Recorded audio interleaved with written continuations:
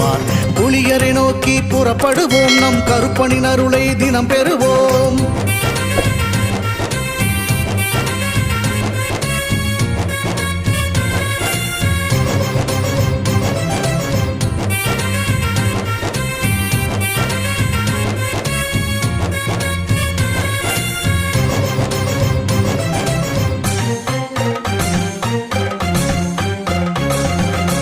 அல்லும் பகலும் அலைந்தேன், விதி அழைத்திடும் பாதையில் பயணம் தினம் செய்தேன்.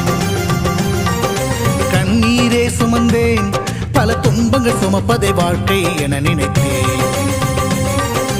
இன்பம் என்றால் அது என்னவென்று கனவிலும் கூட கண்டதில்லை.